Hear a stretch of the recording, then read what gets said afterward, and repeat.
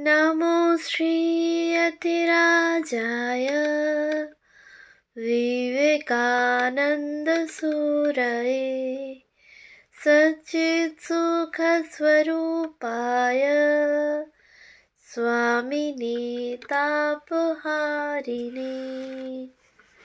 পূজনীয় স্বামী অবচেতনানন্দজির লেখা স্বামীজির পদপ্রান্তে গ্রন্থ থেকে পাঠ, পৃষ্ঠা সংখ্যা 259। স্বামী আত্মানন্দ। সন্ন্যাসী আত্মানন্দের সাহচর্যে ঢাকার সাধু ভক্তদের অশেষ কল্যাণ সাধিত হইয়াছিল সন্দেহ নাই।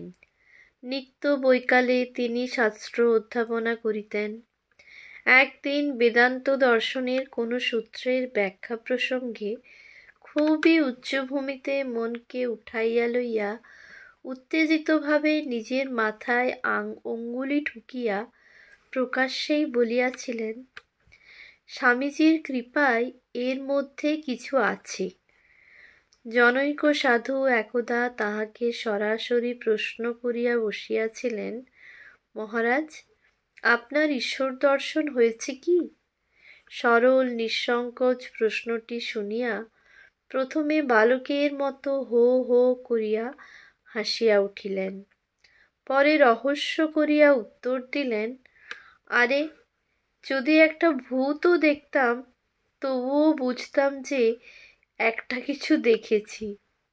কিন্তু পরক্ষণেই খুব গম্ভীর হইয়া আরক্তিম বদনে বলিয়াছিলেন, দেখো, স্বামীজির কৃপায় মনে কোনো বাসনা নেই। এই প্রসঙ্গে তাহার আরও দুই একটি উক্তি খুবই অনুধাবনযোগ্য। একদিন বলিয়াছিলেন, রূপ দর্শন আদি সাধন রাজ্যের খুব উচ্চস্তরের কথা নয়। উপলব্ধির জগৎ দর্শনাদির ঊর্ধ্বেই অবস্থিত জানবে।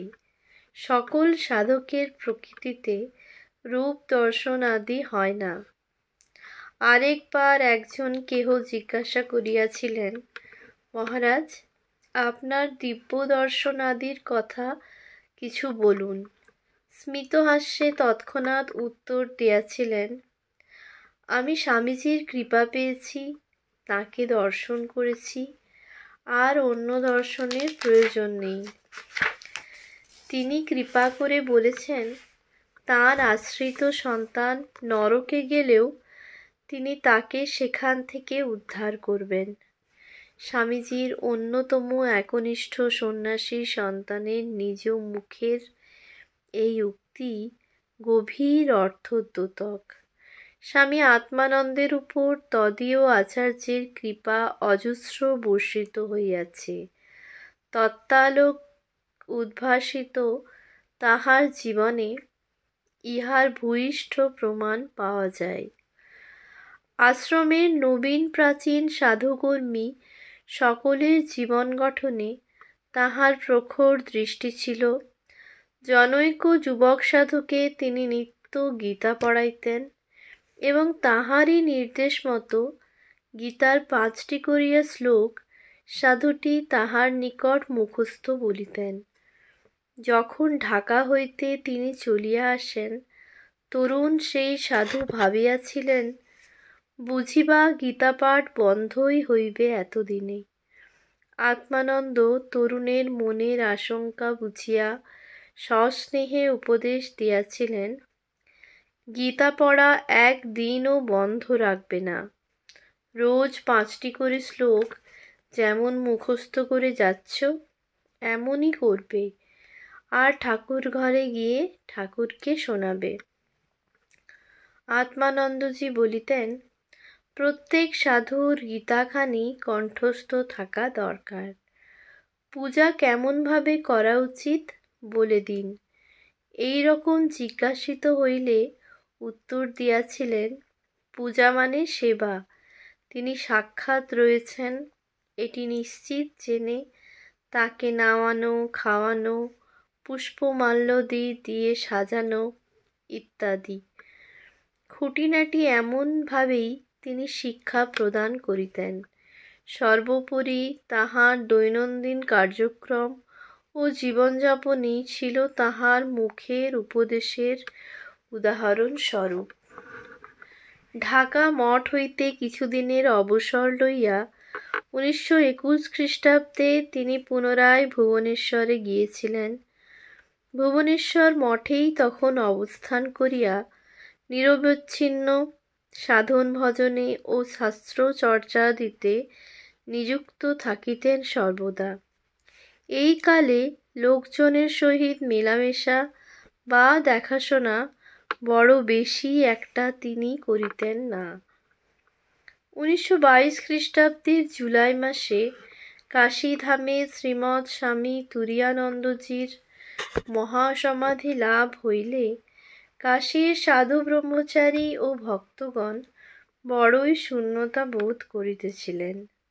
মঠাধীশ স্বামী শিবানন্দজি তাই আত্মানন্দকেই কাশীধামে প্রেরণ করিতে মনস্থ করেন এবং ভুবনেশ্বর হইতে তাহাকে বেলুড় মঠে চলিয়া আসিতে নির্দেশ দেন। তদ অনুযায়ী 1923 প্রথম দিকে স্বামী আত্মানন্দ কাশীধামের উদ্দেশ্যে যাত্রা করেন। যাত্রাকালে মহাপুরুষজিকে প্রণামান্তে তাহার আশীর্বাদ গ্রহণ করিয়া বিদায় চাহিলে এক দৃষ্টে অনেকক্ষণ আত্মানন্দের মুখের দিকে তাকাইয়া তিনি অনুমতি প্রদান করিয়াছিলেন। মঠের পুরাতন ঘাট হইতে নৌকায় চড়িয়া আত্মানন্দ কলিকাতার দিকে রওনা হইয়াছেন। পশ্চাতে ফিরিয়া দেখেন মহাপুরুষজি তখনও অপলক নেত্রে মঠ বাড়ির দোতলার বারান্দায় দাঁড়াইয়া তাহার যাত্রাপথে আশীর্বাদ সিঞ্চন করিতেছেন। আত্মানন্দ করজোড়ে যতক্ষণ দেখা যায় নৌকায় দাঁড়াইয়াছিলেন। তখন কে জানিত যে আত্মানন্দের ইহাই শেষ মঠ দর্শন, মহাপুরুষ মহারাজের নিকট হইতে ইহাই শেষ বিদায়। কলিকাতায় মায়ের বাড়িতে আসিয়া উদ্বোধন কার্যালয়ে স্বামী শারদানন্দজিকেও প্রণাম করিয়া তাহার আশীর্বাদ লইয়াছিলেন। কাশীর পথে পাটনাতে নামিয়া দিন কয়েক তিনি সেখানেও অবস্থান করেন। স্থানীয় ভক্তদের ইহাতে আনন্দের সীমা ছিল না। দূর দূরান্ত হইতেও পরিচিত ভক্তরা আসিয়া পাটনাতে তাহার দর্শন ও সঙ্গ লাভ করিয়া যাইতেন। জনৈক ভক্তের মুখে তখনকার স্মৃতিচারণ। কাশী যাওয়ার পথে শুকুল মহারাজ আমাদের পাটনা আশ্রমে এসে কয়েকদিন ছিলেন। আমরা তখন রাত দিন আশ্রমে কাটাতুম ওর সেবার জন্য। আমার বড় সাধ হয়েছিল গঙ্গাজল নিয়ে এসে ওকে স্নান করাবার। তাঁর কৃপায় আমার সে সাধ মিটেছিল। আমরা ওকে আরও দিন কতক বেশি আটকাতে চেয়েছিলুম পাটনাতে। উনি বলেছিলেন, আমার তো দেরি করবার জো নেই। মঠাধ্যক্ষ মহারাজের আদেশ, পাটনায় কিছুদিন থেকে টিকিট কেটে সোজা কাশী চলে যেতে হবে। তখন জ্ঞানেশ্বর মহারাজ, পাটনা রামকৃষ্ণ মিশন আশ্রমের সংস্থাপক স্বামী জ্ঞানেশ্বরানন্দ, আমেরিকায় বেদান্ত প্রচারে তাহার বৈদগ্ধ্য চিরস্মরণীয়। আশ্রমে গীতার ক্লাস দিতেন। রাজেন্দ্র প্রসাদ, ভারতের প্রথম রাষ্ট্রপতি ডক্টর রাজেন্দ্র প্রসাদ, কুলবন্ত সহায়, বিচারপতি কুলবন্ত সহায় প্রমুখরা ওই ক্লাসে নিয়মিত আসতেন। সেদিন পড়া হচ্ছিল অপানে জুহতি প্রাণাং ইত্যাদি। ভ্রু মধ্যে ধ্যান করার কথাও এলো। জ্ঞানেশ্বর মহারাজ বললেন, এখানে স্বয়ং স্বামী আত্মানন্দ আছেন, তিনি এ বিষয়ে ঠিক ঠিক বোঝাতে সক্ষম। শুকুল মহারাজ শুনে জবাব দিলেন, অখণ্ড ব্রহ্মচর্য সাপেক্ষ এসব, তোমরা কি বুঝবে? একদিন ওর টিনের বাক্সটি গোছাচ্ছি, দেখলুম কৌপিন কাপড় ছাড়া বাক্সে কিছুই নেই। রাজা মহারাজের দেওয়া বালাপোষটি কত যত্ন করে রেখেছিলেন। আমাকে খুব সাবধানে হাত দিতে বললেন।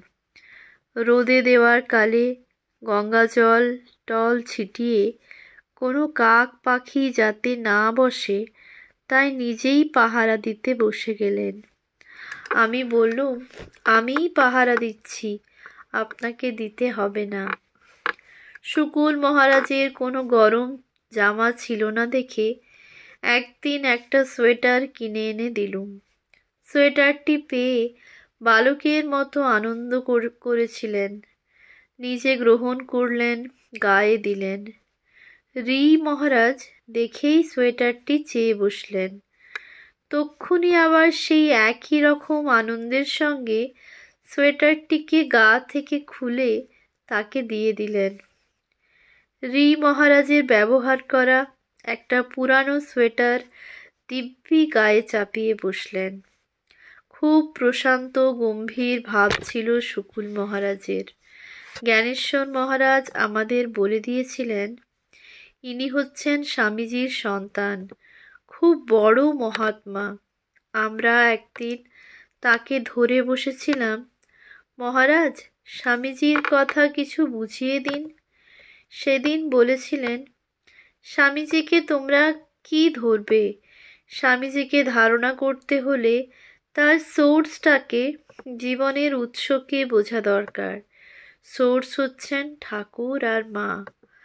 আবার স্বামীজির মধ্য দিয়ে না দেখলে ঠাকুরকে মাকেও কিছু বুঝতে পারবে না। আরে ঠাকুরই তো স্বামীজি। যখন শুকুল মহারাজের গা টিপে দিতাম শুনতাম উনি খুব আস্তে আস্তে মা মা বলতেন। অবশেষে মোক্ষতীর্থ কাশী সেবাশ্রমে তাহার উপস্থিতিতে সকল সাধু কর্মী ও অনুরাগী ভক্তদের মধ্যে পুনরায় আশা ও আনন্দ সঞ্চারিত হইল। ভগবৎ প্রসঙ্গ, সৎচর্চা, পাঠ আলোচনা ইত্যাদিতে সকলেই উৎসাহ পাইতে থাকিলেন।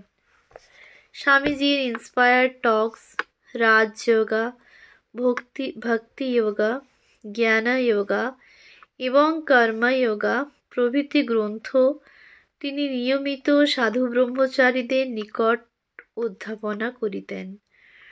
পাঠকালে কেহ কিছু অশুদ্ধ উচ্চারণ করিলে বা ভুল পড়িলে তৎক্ষণাৎ তিনি তাহা সংশোধন করিয়া দিতেন।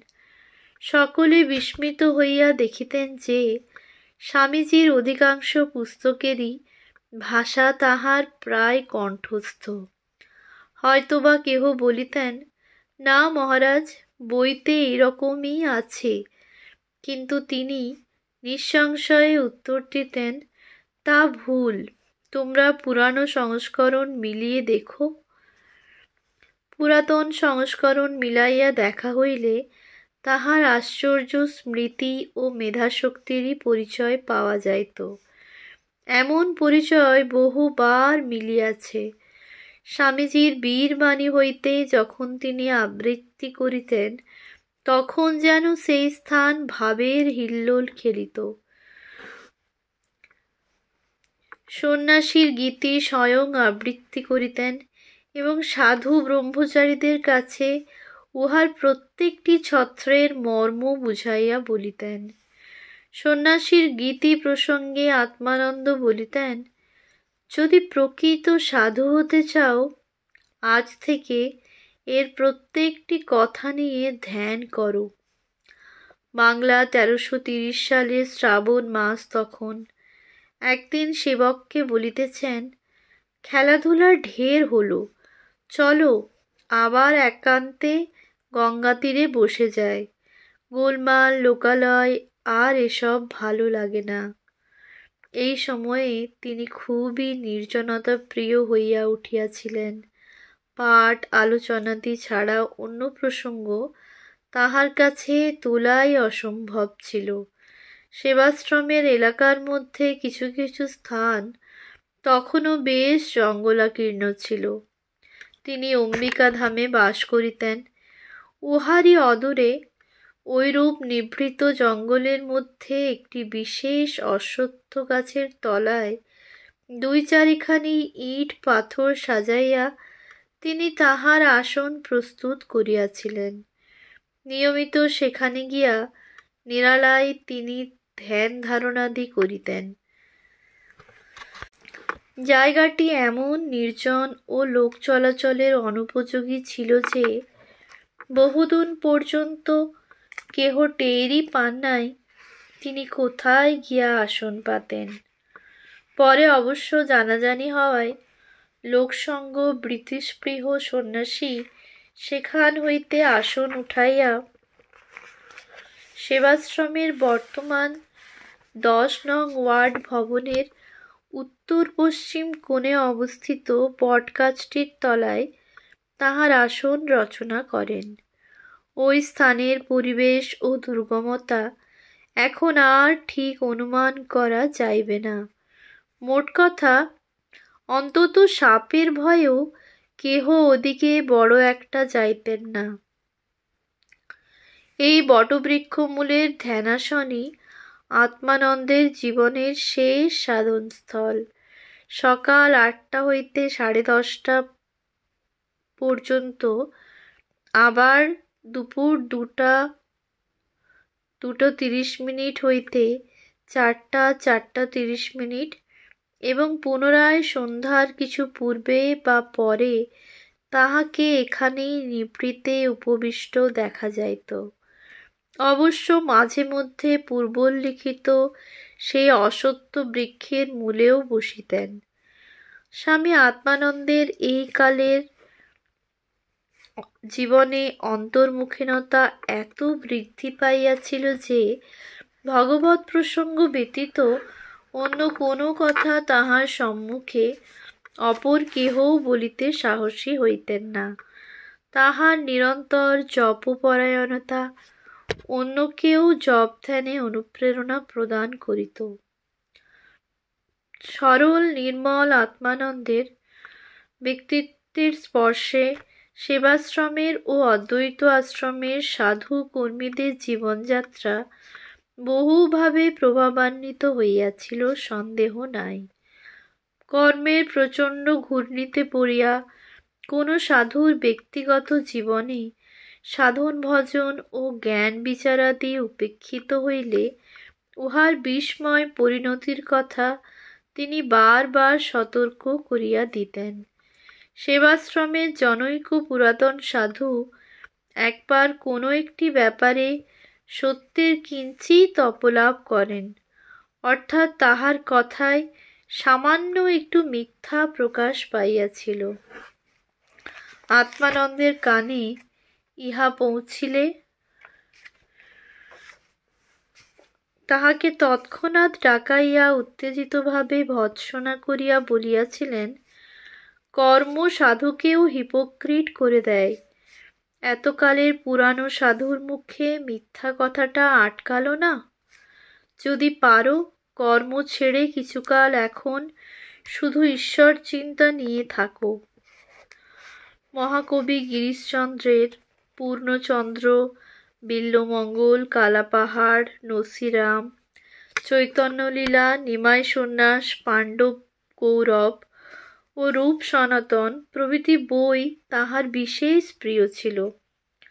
অনেক সময়ে উহার কোনোটি হইতে নিজেও পড়িয়া শুনাইতেন বা নিকটবর্তী কাহাকেও পড়িতে বলিতেন। একান্তে নিভৃতে পদচারণা করিতে করিতে মাঝে মাঝে তাহাকে গিরিশচন্দ্র রচিত এই গানটি আপনভাবে গাহিতে শোনা যাইত। জয় বৃন্দাবন, জয় নরলীলা, জয় গোবর্ধন চেতনশীলা, নারায়ণ নারায়ণ নারায়ণ, চেতন যমুনা চেতন রেণু, গহন কুঞ্জবন ব্যাপিত বেণু, নারায়ণ নারায়ণ নারায়ণ। খেলা খেলা খেলা মেলা, নিরঞ্জন নির্মল ভাবুক ভেলা, নারায়ণ নারায়ণ নারায়ণ। আবার কখনো বা তন্ময় হইয়া স্বামীজির প্রিয় মন চলো নিজ নিকেতনে এই গানটিও তিনি গাহিতেন। প্রিয় গুরুভ্রাতা স্বামী শুদ্ধানন্দও তখন কিছুদিন পরে কাশীতে আগমন করায় আত্মানন্দ খুব আহ্লাদিত হইয়াছিলেন। অখণ্ডানন্দজিও সেই সময়ে কাশীধামে শহরে দূর প্রান্তে পুটিয়া রাজবাড়িতে অবস্থান করিতেছিলেন। উভয় গুরুভ্রাতা একসঙ্গে একদিন দীর্ঘ পথ পায়ে হাঁটিয়া গিয়া অখণ্ডানন্দজিকে দর্শনাদি করিয়া আসিয়াছিলেন। আত্মানন্দের স্বাস্থ্য তখনও বেশ ভালোই ছিল। শুদ্ধানন্দজিকে তিনি প্রায়ই বলিতেন, ওয়ার্কিং সেন্টারে থাকতে আমার ইচ্ছা হয় না, এখানে মন চঞ্চল হয়। কেবল মহাপুরুষ মহারাজের আদেশে রয়েছি, তিনি যদি অনুমতি করেন তবে হরিদ্বার বা ওই রকম কোনো নিভৃত জায়গায় গিয়ে গঙ্গা তীরে পড়ে থাকি। তবে এখন আর একলা থাকবার ক্ষমতা নেই, কেউ সাথে থাকলে সুবিধা হয়, কারণ জল তোলা প্রভৃতি কাজ এখন আমার অসাধ্য হয়ে পড়েছে। যদিও বসে বসে রান্নাবান্নাটা একরকম করে নিতে পারি। শুদ্ধানন্দজি কাশী আগমন করার পর মাত্র 9-10 দিনই আত্মানন্দ স্বামী সুস্থ ছিলেন। প্রায়ই তাহার মুখে শোনা যাইত, গঙ্গা তীরেই শরীর ছাড়ব, কাউকে যেন ভোগাতে না হয়। অত্যন্ত অন্তর্মুখভাবে আপন মনে সন্ধ্যার দিকে পাদচারণা করিতেন। মহাপ্রস্থানের জন্য প্রস্তুতি কিন্তু সকলের অলক্ষ্যেই চলিতেছিল। কাশী ধামে তাহার এই শেষ কয়টি দিনের ঘটনাবলী বড়ই প্রাণস্পর্শী। অপরিগ্রহ তাহার সারা জীবনের একটি মূল মন্ত্র ছিল। কপর্দকশূন্য রিক্তহস্ত সন্ন্যাসী নিজের অবশিষ্ট ছোট টিনের বাক্সটিও মঠাধ্যক্ষ মহারাজের নিকট প্রেরণ করিবার জন্য শুদ্ধানন্দজির হাতে ইতোমধ্যেই অর্পণ করিয়া দিয়াছিলেন। এ কথার উল্লেখ পূর্বেই করা হইয়াছে। শুদ্ধানন্দজিও পত্রযোগে এই সংবাদ মহাপুরুষ মহারাজকে নিবেদন করিয়াছিলেন। কিন্তু লক্ষ্য করিবার বিষয়, কোনো ভক্ত বা সাধুর প্রীতির দান কখনো তিনি উপেক্ষা করেন নাই। নিজে সাদরে গ্রহণ করিয়া পরক্ষণেই সেবাশ্রমের ভাণ্ডারে জমা দিবার জন্য পাঠাইয়া দিতেন। একদিন কোনো ভক্তিমান ব্রহ্মচারীর ইচ্ছা হয় আত্মানন্দজিকে নিজের পছন্দ অনুযায়ী কোনো খাবার খাওয়াইয়াবেন।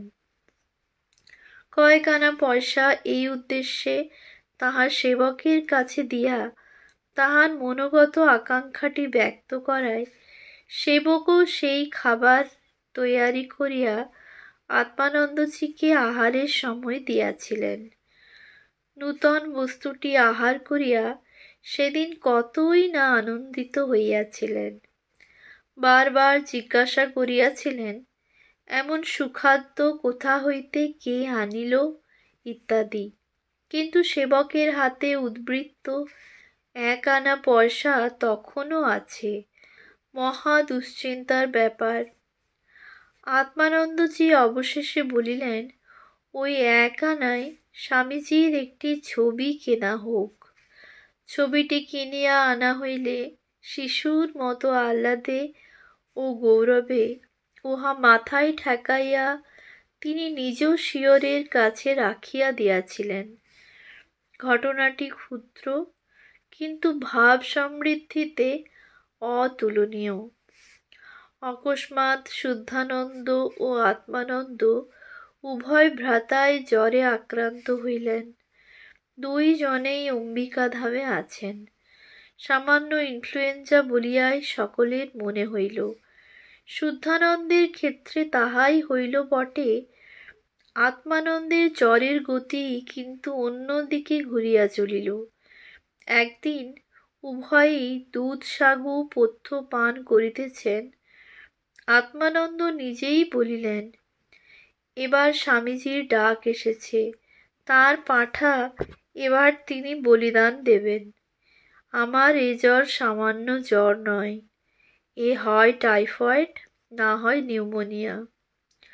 তাহার এ অনুমান সত্য নয়, তিনি শীঘ্রই সারিয়া উঠিবেন ইত্যাদি অনেক বুঝানো হইল বটে, কিন্তু তিনি শেষ পর্যন্ত বলিলেন, আচ্ছা দেখে নিও তোমাদের কথা ঠিক কি আমার কথা ঠিক। স্বামীজির পাঁঠার বলি এবার নিশ্চয়ই হবে। হাঁ, আত্মানন্দজির কথাই ঠিক ছিল। শুদ্ধানন্দজি সারিয়া উঠিলেন, আর তিনি স্বামীজির পদে নিজেকে নিঃশেষে বলিদানের জন্য প্রতীক্ষাতেই থাকিলেন।